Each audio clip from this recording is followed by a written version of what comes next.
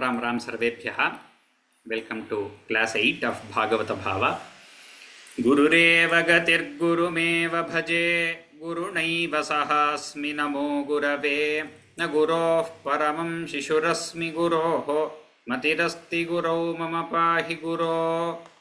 जन्माद्यस्य यतोऽन्वयादितरतश्चार्थेष्वभिज्ञस्वराट्, तेने ब्रह्महृदाय आदिकवये मुह्यन्ति यत्सूरयः। तेजो वारिमृदां यथा विनिमयो यत्र त्रिसर्गो मृषा, धाम्ना स्वेन सदा निरस्तकुहकं सत्यं परं धीमहि। धर्मः प्रोज्झितकैतवोऽत्र परमो निर्मत्सराणां सतां, वेद्यं वास्तवमत्र वस्तु शिवदन्तापत्रयोन्मूलनम्।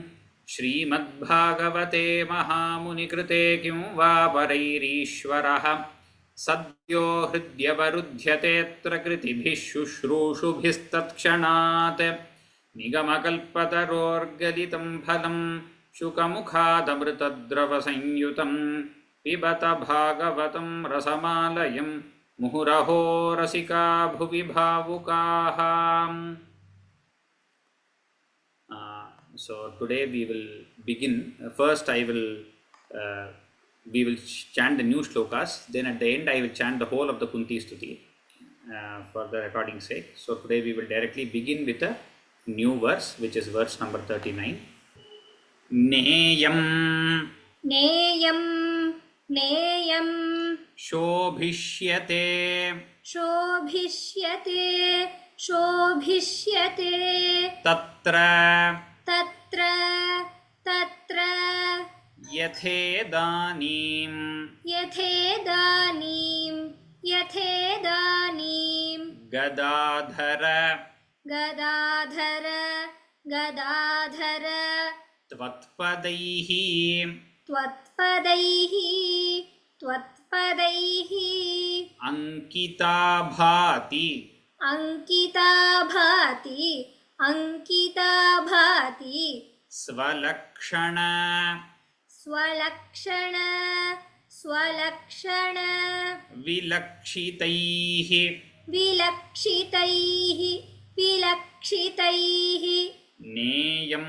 शोभिष्यते तत्र नेयं शोभिष्यते तत्र नेयं शोभिष्यते तत्र यथेदानीं गदाधर यथेदानीं गदाधर यथेदानीं गदाधर त्वत्पदैरङ्किता भाति त्वत्पदैरङ्किता भाति त्वत्पदैरङ्किता भाति स्वलक्षण विलक्षितैः स्वलक्षण विलक्षितैः स्वलक्षण विलक्षितैः नेयं शोभिष्यते तत्र नेयं शोभिष्यते तत्र नेयं शोभिष्यते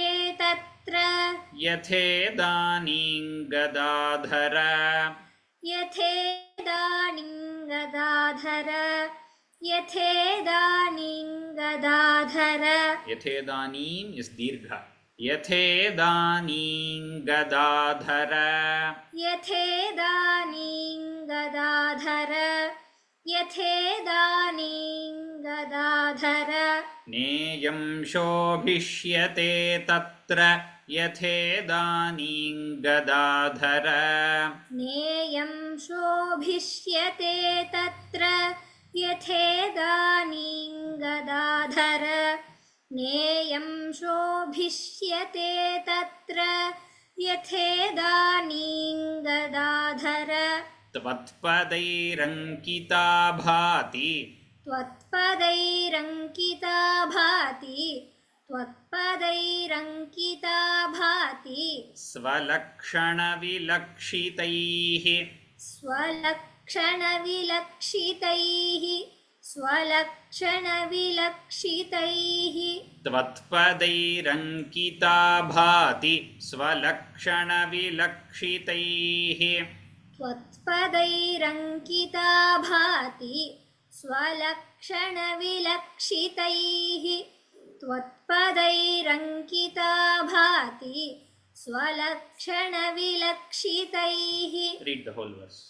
नेयं शोभिष्यते तत्र यथेदानीं गदाधर त्वत्पदैरङ्किता भाति स्वलक्षणविलक्षितैः. Next verse.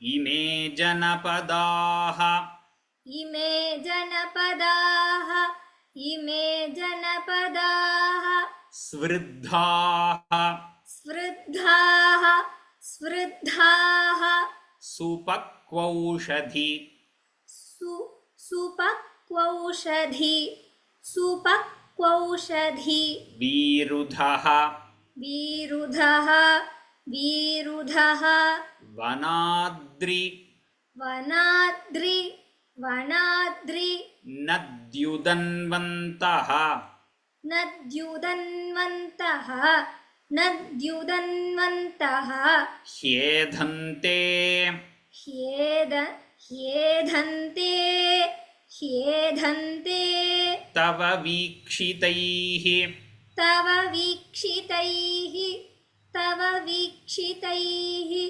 इमे जनपदाः इमे जनपदाः इमे जनपदाः स्वृद्धाः स्वृद्धाः स्वृद्धाः इमे जनपदाः स्वृद्धाः इमे जनपदाः स्वृद्धाः इमे जनपदाः स्वृद्धाः सुपक्वौषधि सुपक्वौषधि सुपक्वौषधि विरुधः विरुधः विरुधः सुपक्वौषधि विरुधः सुपक्वौषधि विरुधः सुपक्वौषधि विरुधः वनाद्रिनद्युदन्वन्तः वनाद्रिनद्युदन्वन्तः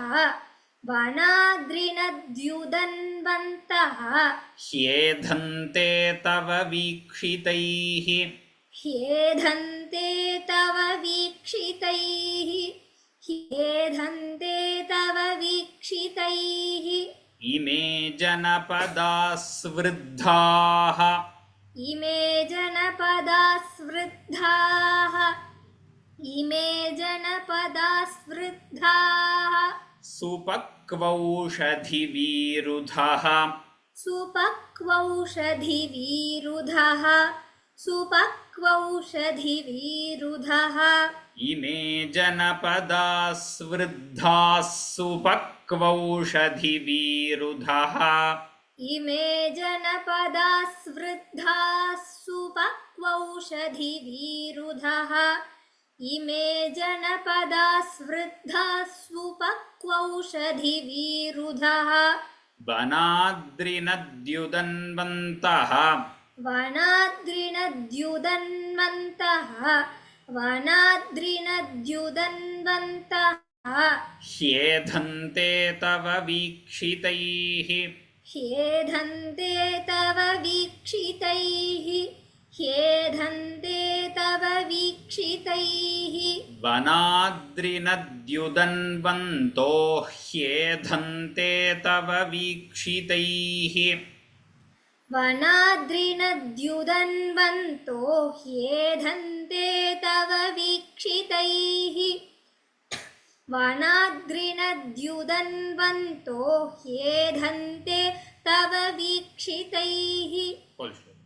इमे जनपदाः स्वृद्धाः सुपक्वौषधि विरुधः वनाद्रिनद्युदन्वन्तो ह्येधन्तो तव वीक्षितैः. Second line ह्येधन्ते वनाद्रिनद्युदन्वन्तो ह्येधन्ते तव वीक्षितैः. Good. Mahati. Next verse.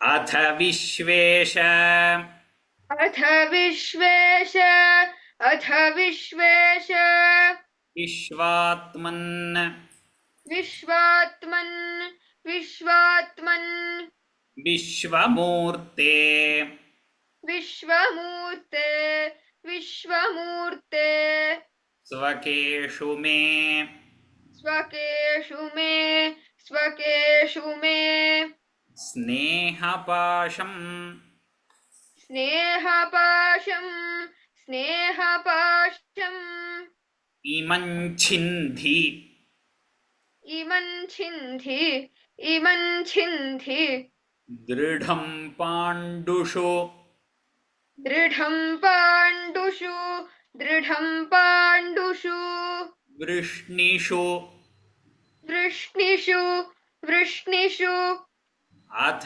विश्वेश विश्वात्मन् अथ विश्वेश विश्वात्मन् अथ विश्वेश विश्वात्मन् विश्वमूर्ते स्वकेषु मे विश्वमूर्ते स्वकेषु मे विश्वमूर्ते स्वकेषु मे स्नेहपाशमिमं छिन्धि स्नेहपाशमिमं छिन्धि स्नेहपाशमिमं छिन्धि दृढं पाण्डुषु वृष्णिषु दृढं पाण्डुषु वृष्णिषु दृढं पाण्डुषु वृष्णिषु अथ विश्वेश विश्वात्मन् अथ विश्वेश विश्वात्मन् अथ विश्वेश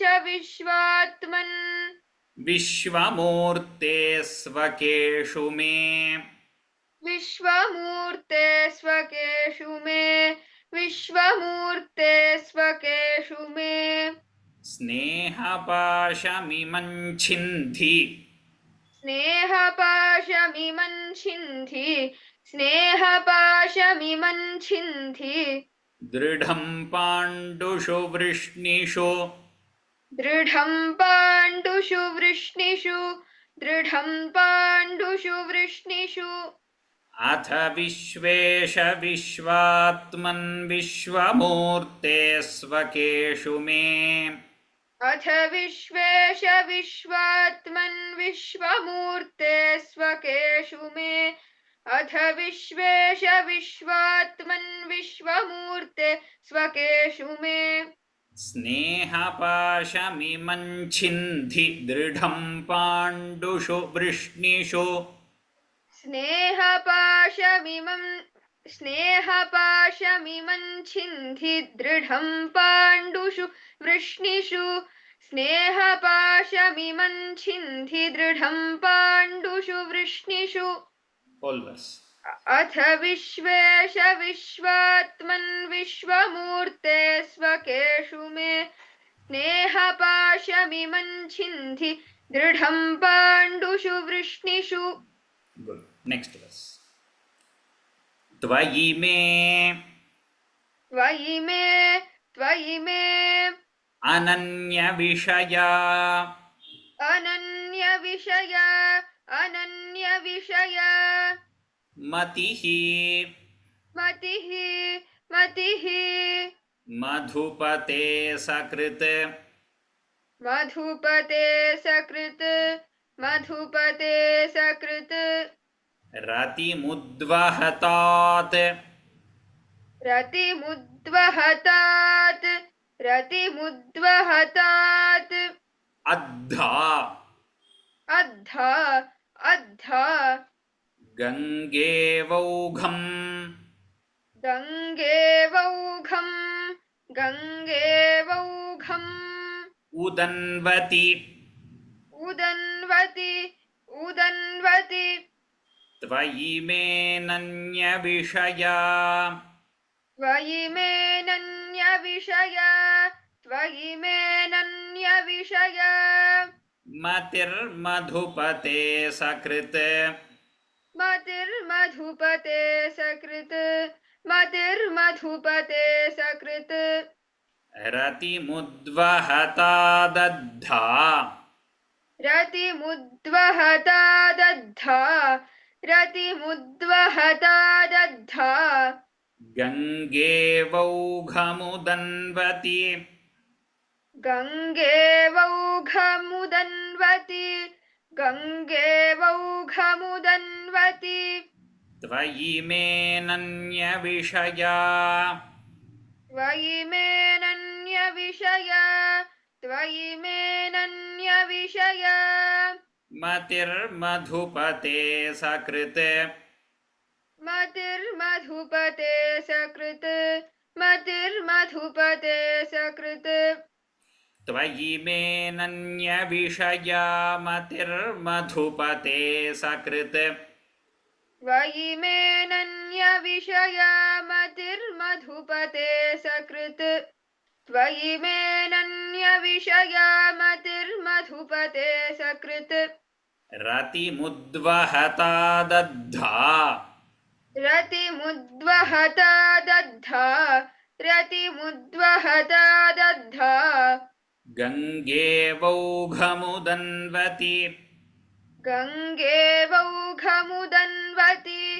गङ्गेवौघमुदन्वति रतिमुद्वहता दद्धा गङ्गेवौघमुदन्वति रतिमुद्वहता दद्धा गङ्गेवौघमुदन्वति रतिमुद्वहता दद्धा गङ्गेवौघमुदन्वति त्वयि मेऽनन्यविषया मतिर्मधुपते सकृत् त्वयि मेऽनन्यविषया मतिर्मधुपते सकृत् रतिमुद्वहता दद्धा गङ्गेवौघमुदन्वति Good. Next verse, Samhita.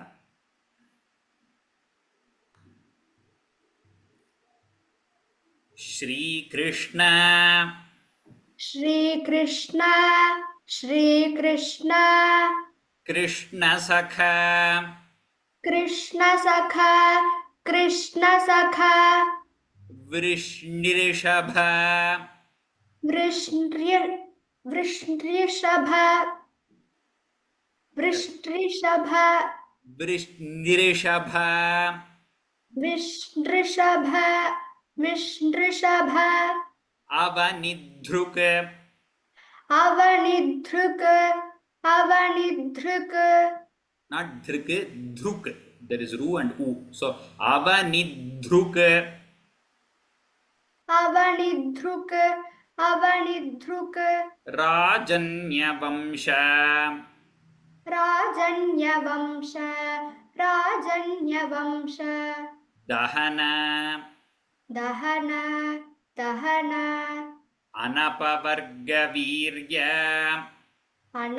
अनपवर्गवीर्य अनपवर्गवीर्य Govinda Govinda Govinda Godvija गोद्विज गोद्विज Surarti Haravatara सुरार्तिहरावतार सुरार्तिहरावतार Yogeshwara योगेश्वर योगेश्वर Akhila Guru अखिल गुरो अखिल गुरो Bhagavan Namaste भगवन् नमस्ते भगवन् नमस्ते Shri Krishna Krishna Sakha Shri Krishna Krishna सखा श्री कृष्ण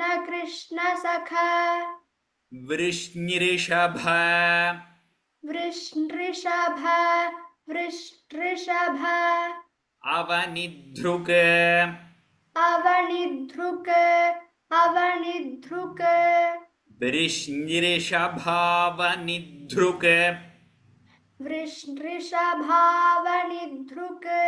वृषृषभावनिधृक Rajanyavamshadahana राजन्यवंशदहन राजन्यवंशदहन अनपवर्गवीर्य अनपवर्गवीर्य अनपवर्गवीर्य गोविन्द गोद्विज गोविन्द गोद्विज गोविन्द गोद्विज सुरार्तिहरावतार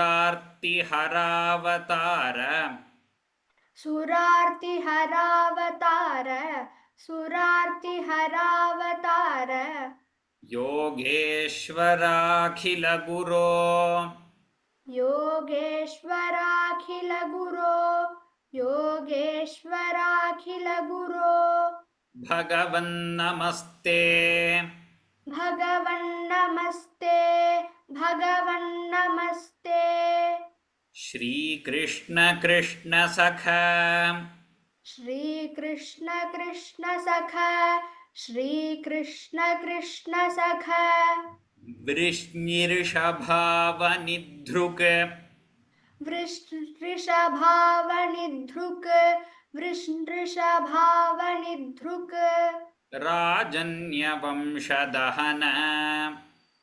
राजन्यवंशदहन राजन्यवंशदहन वृष्णिर्षभावनिधृग्राजन्यवंशदहन वृषभावनिधृग्राजन्यवंशदहन वृषभावनिधृग्राजन्यवंशदहन अनपवर्गवीर्य अनपवर्गवीर्य अनपवर्गवीर्य राजन्यवंशदहनानपवर्गवीर्य राजन्यवंशदहनानपवर्गवीर्य राजन्यवंशदहनानपवर्गवीर्य श्रीकृष्ण कृष्ण सख वृष्णिर्षभावनिधृग्राजन्यवंशदहनानपवर्गवीर्य श्रीकृष्ण कृष्ण सख वृषभावनिधृग्राजन्यवंशदहनानपवर्गवीर्य श्रीकृष्ण कृष्ण सख वृषभावनिधृग्राजन्यवंशदहनानपवर्गवीर्य गोविन्द गोद्विजसुरार्तिहरावतार गोविन्द गोद्विज सुरार्तिहरावतार गोविन्द गोद्विज सुरार्तिहरावतार योगेश्वराखिलगुरो भगवन्नमस्ते योगेश्वराखिलगुरो भगवन्नमस्ते योगेश्वराखिलगुरो भगवन्नमस्ते श्रीकृष्ण कृष्ण सख वृषभावनिधृग्राजन्यवंशदहनानपवर्गवीर्य Govinda गोद्विज सुरार्तिहरावतार योगेश्वराखिलगुरो भगवन्नमस्ते. Good. So with this we complete the chanting of Kunti Stuti, which is 26 verses long. Now for the sake of recording and practice, I will repeat the whole of the Kunti Stuti. All of you can recite along looking at the screen and looking at your books. It will anyway be available later. So we'll begin from the first verse of Kunti Stuti. कुन्त्युवाच नमस्ये पुरुषं त्वाद्यमीश्वरं प्रकृतेः परम् अलक्ष्यं सर्वभूतानामन्तर्बहिरवस्थितं मायाजवनिकाच्छन्नमज्ञाधोक्षजमव्ययं न लक्ष्यसे मूढदृशा नटो नाट्यधरो यथा तथा परमहंसानां मुनीनाममलात्मनां भक्तियोगविधानार्थं कथं पश्येम हि स्त्रियः कृष्णाय वासुदेवाय देवकीनन्दनाय च नन्दगोपकुमाराय गोविन्दाय नमो नमः। नमः पङ्कजनाभाय नमः पङ्कजमालिने नमः पङ्कजनेत्राय नमस्ते पङ्कजाङ्घ्रये।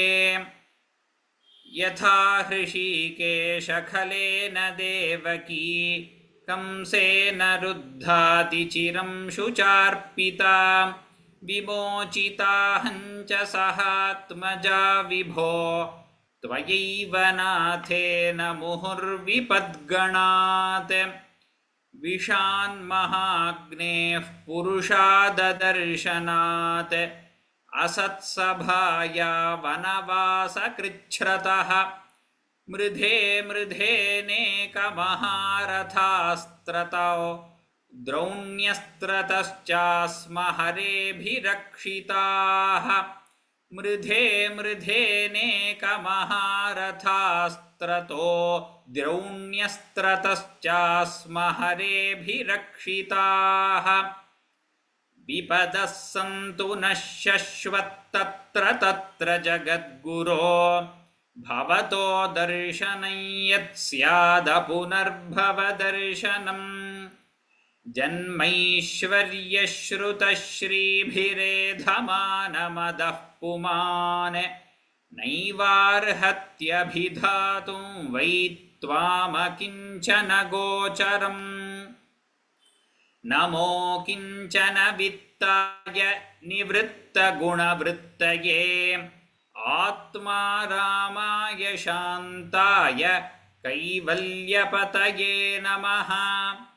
मन्ये त्वां कालमीशानमनादिनिधनं विभुं समञ्चरन्तं सर्वत्र भूतानां यन्मिथः कलिः। न वेद कश्चिद्भगवंश्चिकीर्षितं तवेहमानस्य नृणां विडम्बनं। न यस्य कश्चिद्दयितोऽस्ति कर्हिचित् द्वेष्यश्च यस्मिन् विषमामतिर्नृणां। जन्म कर्म च विश्वात्मन्नजस्याकर्तुरात्मनः तिर्यं ऋषिषु यादस्सु तदत्यन्तविडम्बनम्।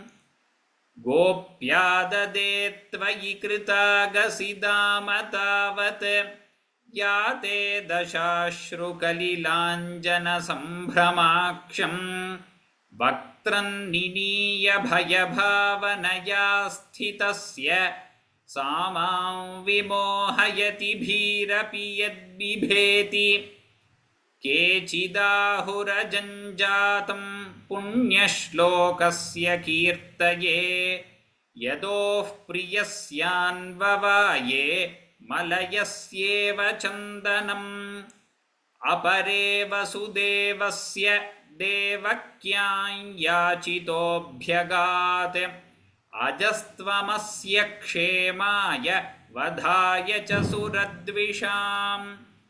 भारावतारणायान्ये भुवो नाव इवो दधौ सीदन्त्या भूरिभारेण जातो ह्यात्मभुवार्थितः।